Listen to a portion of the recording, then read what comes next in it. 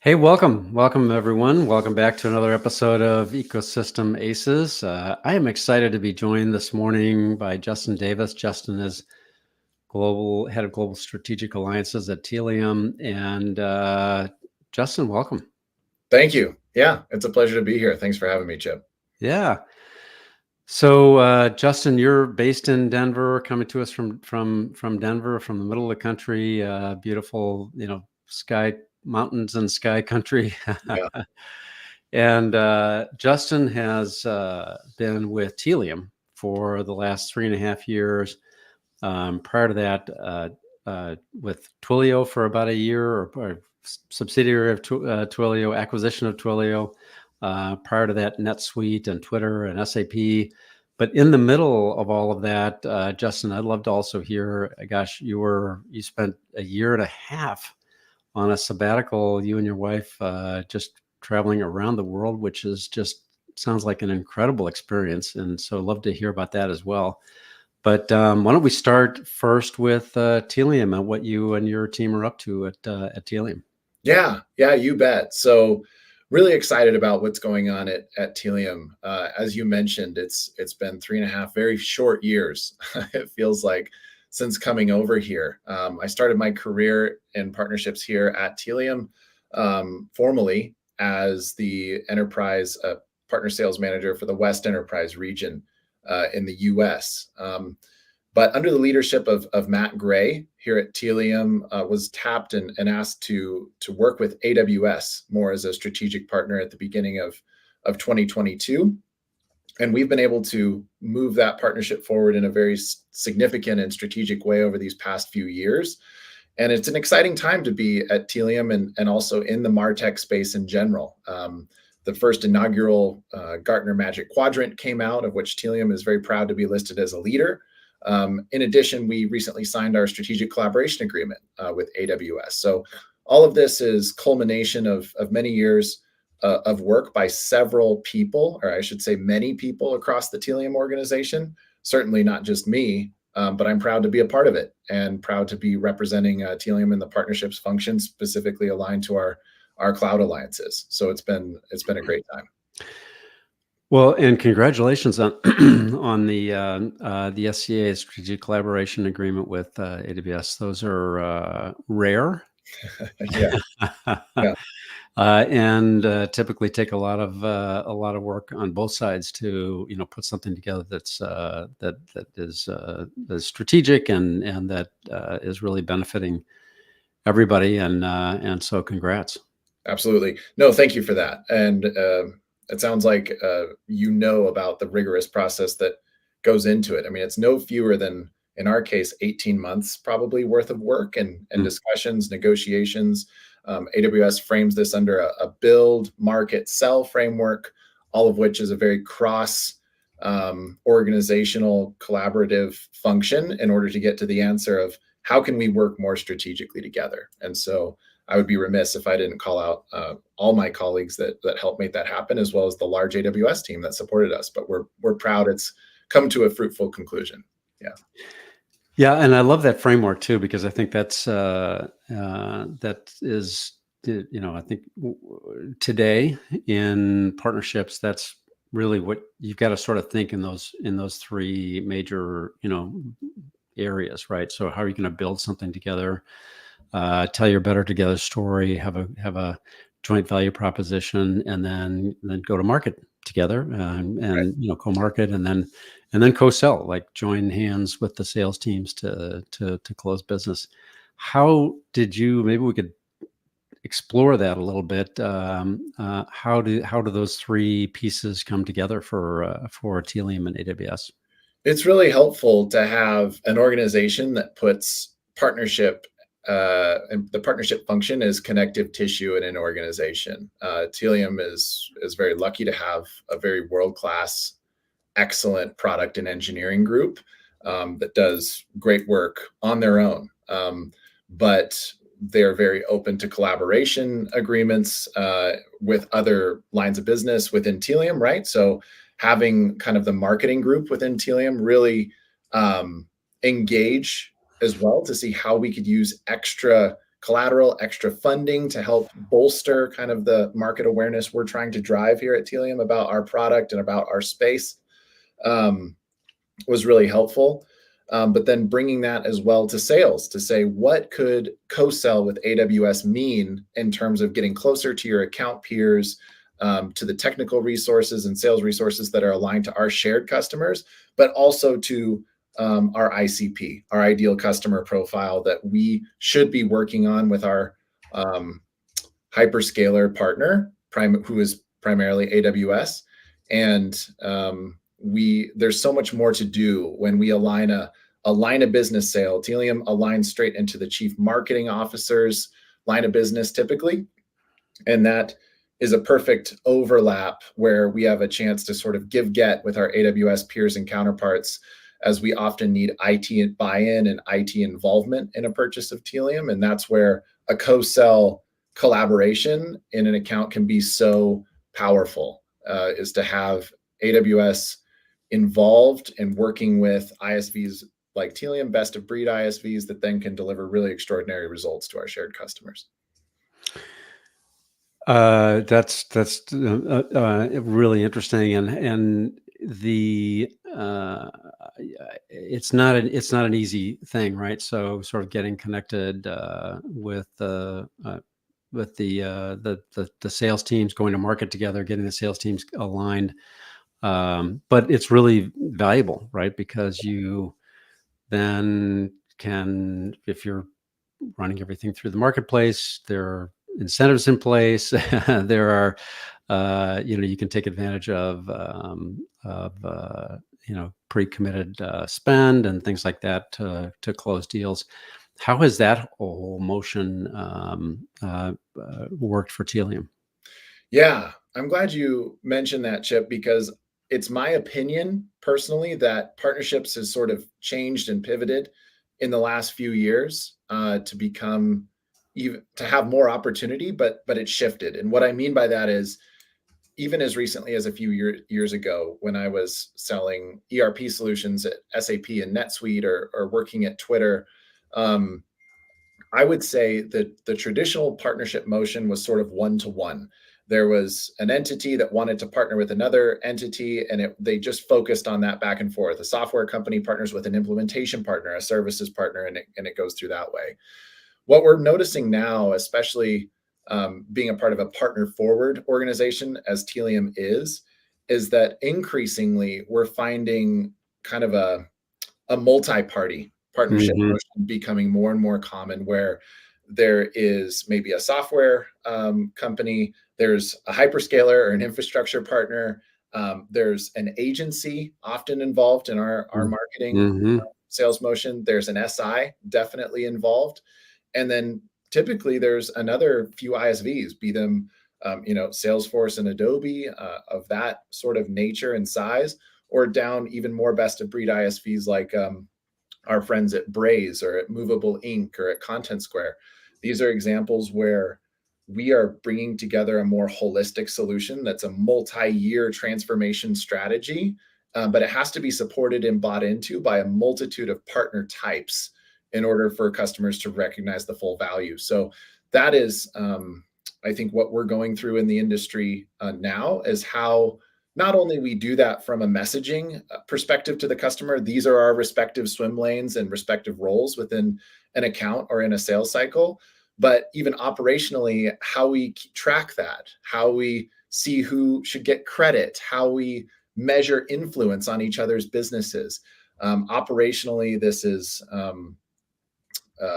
something that has to be reconciled, because the old phrase sort of rings true here. What doesn't get measured doesn't get managed. And that's what partnerships are asked to do, right? Is to bring all these parties to a table, drive a recognizable, concrete, measurable outcome for a client, but then be able to replicate that process again, be it with the same cast of partner characters or with a different cast of partner characters playing similar roles.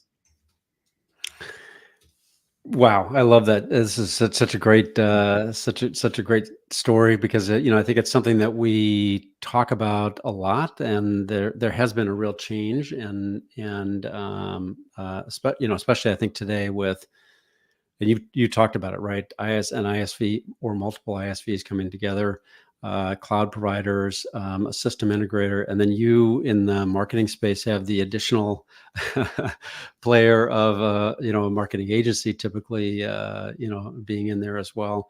That's a lot of players coming together Exactly. and provide, but ultimately it's about providing value to the customer. So that's tremendous. Congrats. Well, thank you. I would love to accept that congrats as some sort of final project that we've solved or a problem that we've ended. Congratulations, partner ecosystem. We've finished this problem. There's really nothing on our plates today. Now it's all smooth sailing. That's right. I think the first step in addressing any sort of change in go-to-market function is to admit that customer problems are more nuanced and more interconnected, I think, than ever before. And so it's not really a conversation anymore, right? The perfect example is build versus buy for software. The answer is really both, isn't it? You're going to be buying a good number of software products to drive a certain business outcome, Hmm. but there's going to be plenty of specialized work and customization that's going to be involved in tying those software products together, or custom solutions that are going to deliver the specialized, tailored results that the customer is looking for. So I think as long as folks are aware that it's really less binary, as most of the world is, than people think, that really it's a mix of different solutions, it's a cast of characters, it's a collaborative process. Going in with those expectations really helps both the customer and the partnerships function flourish, as we can set expectations with our sales teams, our delivery teams, and make sure everyone's sort of, knows their role as we try to achieve certain outcomes. How often do the players change? Are you seeing that you have a solution or a set of solutions and services that seem to work well, and then you start replicating? It sounded like there's some of that happening as you were describing that earlier, There is. versus okay, now it's a completely different picture for this customer because they have very different needs. Yeah, we at Tealium would probably, at its highest level, define the most common trait our customers have in common is that they're B2C businesses, they're business to consumers. But that is sort of where the similarity ends. As Tealium goes to market in highly regulated industries like pharmaceuticals and healthcare organizations, telecommunications, and automotive, things where there's a lot of privacy regulation and concern about how data is managed, all the way down to maybe less managed, but no less complicated use cases in terms of, say, retail or travel and hospitality, where customer expectations are higher than ever. So all these have in common is, first, it really sits down. You really have to sit down as a partnerships person or as a software company to determine what the existing incumbent partner landscape looks like. We work with organizations who have all of their services businesses, say, with one provider. We also work with many enterprise organizations that might have anywhere from 5 to 10 services partners involved. One is writing an RFP, one is writing an evaluation, one is doing Mm. services work attached to, say, Gen AI initiatives, one is tasked with customer experience. And as a software company that focuses on a lot of those different business groups, we're having to have conversations about where we start and stop within an organization's tech stack, but also where the services work will start and stop when it comes to certain lines of business. So I think the exercise in simple diagnostics about this is the current partner landscape that we're working with for a certain customer, and then working with the customer or the prospective customer to be able to determine who's responsible for what. And Chip, in my experience and biased opinion, I think often it's the hyperscaler or the infrastructure partner that does a really good job at playing quarterback. That is sort of how we've worked with AWS in the past. AWS, and I'm sure many of the other infrastructure providers, has a strategic seat at the table to be able to have a wide breadth across an organization, see what software products are in use, have a holistic understanding of the existing tech stack as well as the desired future state. And then they can act as very consultatively towards the ISV partners and services partners that are doing work for that customer, be able to coach them to say, this is an area where, or, say at a large, bank, for instance, Tealium and this services partner and this software company have done great work, say in the retail banking space, or say in wealth management, but we would love you to take that over to credit cards, right? This is what they're struggling with in this other line of business, and this is what we can prove we've delivered here. Same thing for geographical concerns. Maybe this large bank has incredible metrics coming out of its UK operations, and the team in Australia is starting to go through evaluations how to improve those metrics. That's sort of that global perspective, or that multi-line of business perspective, is often able to be given by a hyperscaler infrastructure partner in a way that sometimes we're blinded by our lack of visibility, simply because we're in super deep at the customer, only in one geographical area or one line of business. So again, I think another powerful message for working with those the cloud providers, AWS in your case, and really co-selling with them, right? Like getting connected to the account executive on the at the account for the AWS account executive, and then having them help you navigate what's the right fit, how do we fit together, what's the current landscape, and that's really the co-selling process to connect your sales team with the AWS sales team. Absolutely right. Yeah, that's what we think good co-sell, or a really excellent co-sell, looks like, is when that information can pass easily and quickly between teams, but very understandable when that's not as clean as I just described, due to turnover in the account, turnover at the partner, turnover at the services, global economic winds or tailwinds or headwinds. Totally understand why on paper this looks great, and in practice it's actually quite difficult.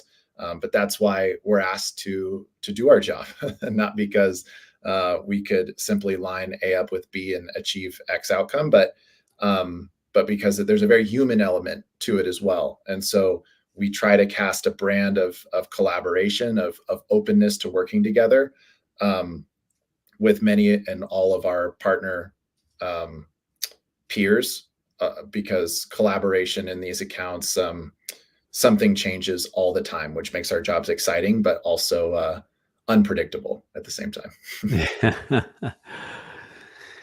And so that's so let's talk about the co-build side. Going back to that part of things, how do you how does Tealium see that sort of the future of where you're going, when you're going to work with partners, where there could be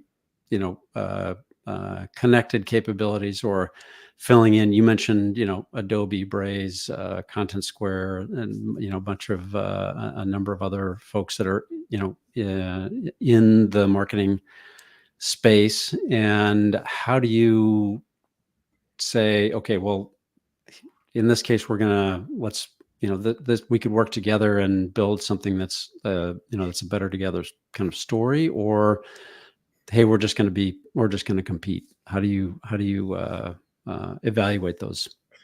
Yeah.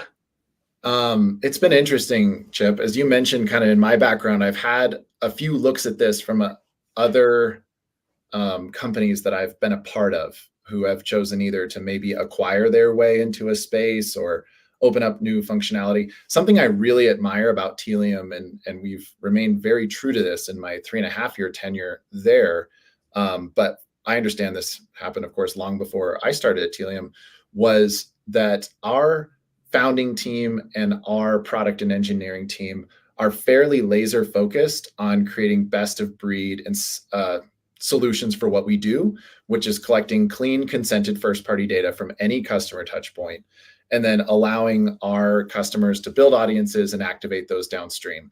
So by the very nature of our platform ship, it really requires us to think about partnerships very carefully, as Mm. well as where we compete.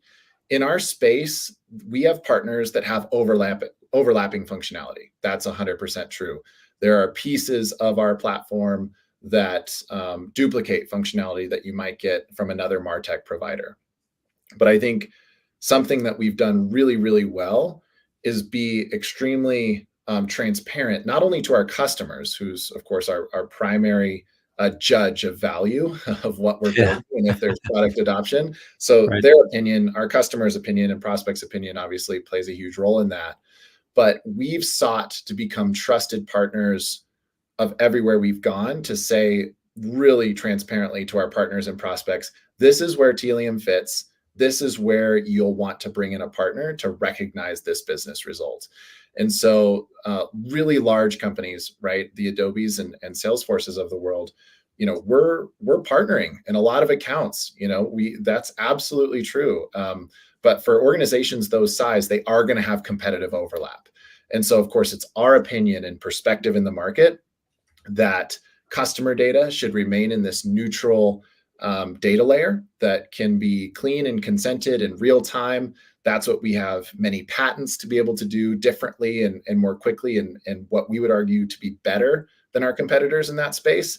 But at the same time, we want our customers to be able to pick the tech stack that works for them. And in that case, they still might be working with what we perceive to be a competitor for a different piece of functionality. So again, Mhm. it Mhm. sort of comes back to this neutrality statement of saying to the market, this is who we are, this is what we're really, really good at, and this is what Gartner and AWS and third-party sources, as well as some of the largest brands on earth, have trusted Tealium to do, this one thing, or these 3 use cases, or these 5 things for them.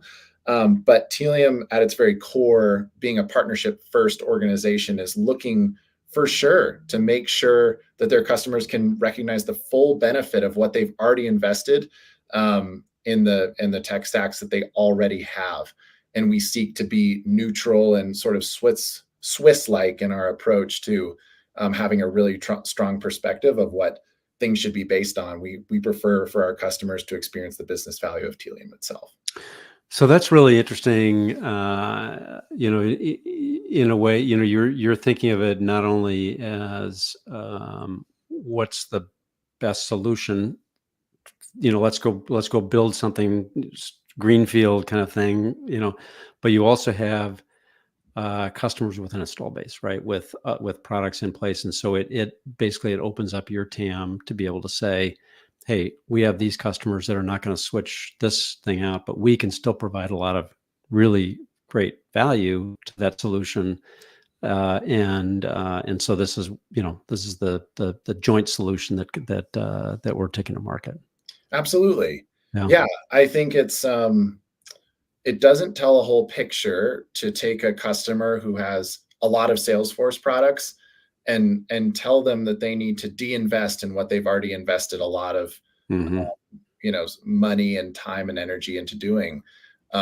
We connect very well, and I'm just using Salesforce as an example here. Salesforce has an incredible product suite, and it's very, very wide.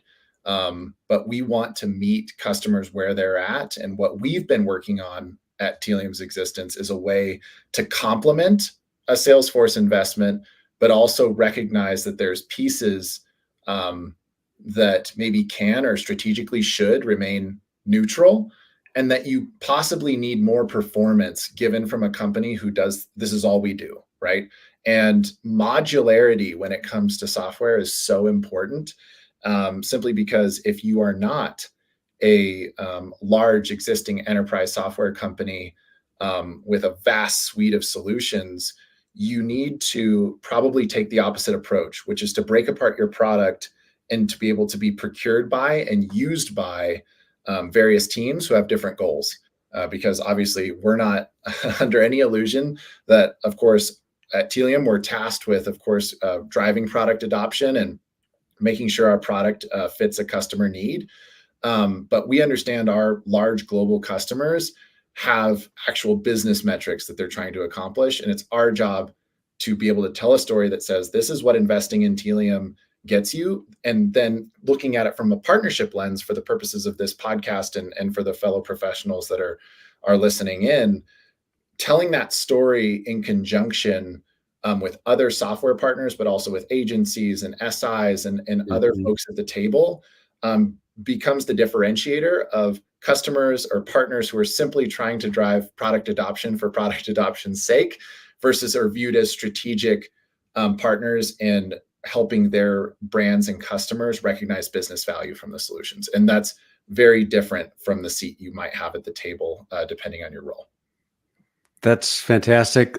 Gosh, Justin, this has been a fantastic conversation. I love the way that you and the Tealium team think about partnering and really bringing the complexities together for for the value of your customers and working with cloud providers and a multitude of partners to make it all happen. I would love to, before we finish, just to come back to your time abroad and the sabbatical that you and your wife took.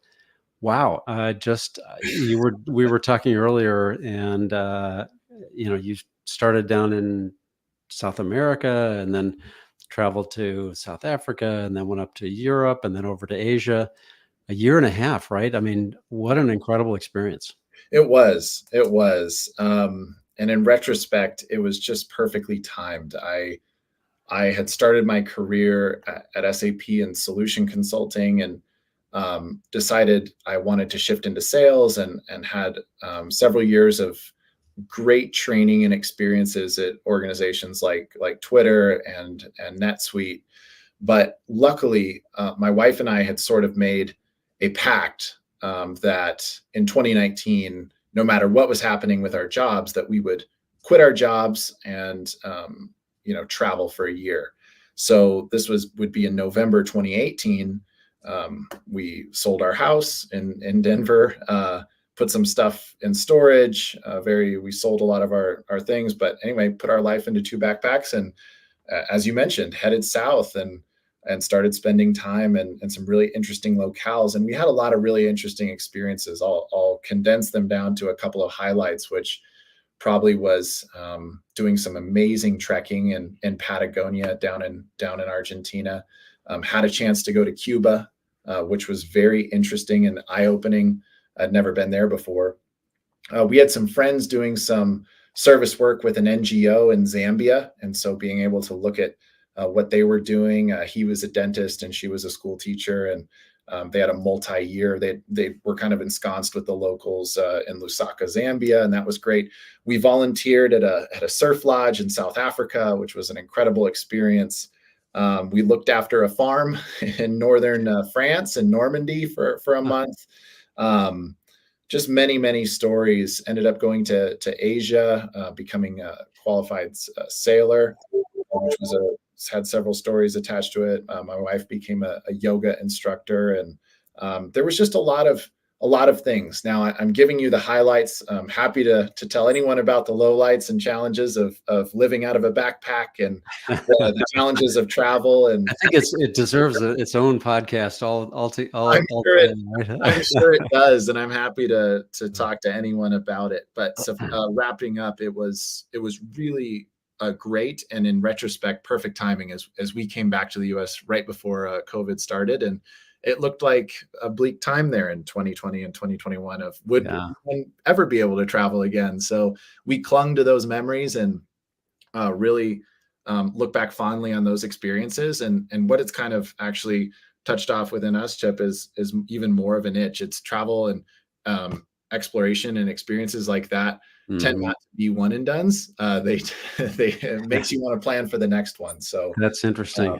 I could see that. Yeah, you had some experience, and you're like, oh my gosh, we did this, but now let's expand it and go. Yeah, absolutely. And it does have, honestly, Chip, just to even drive a little bit more into how it relates to partnerships, is that I view partnerships and the ecosystem professionals that are going to be, engaged in this space or listening to this particular podcast is sort of not inconsequentially related to diplomacy, right? I'm out Mhm. here representing Tealium, and that's my current country. And we meet emissaries from our friends at AWS and from Adobe and Salesforce and Content Square and Braze, and we all have to figure out how our countries can work together to drive outsized outcomes that partnerships can help leverage. And so there are some very straight line analogies that come from travel and from interacting with different cultures and trying to Mhm.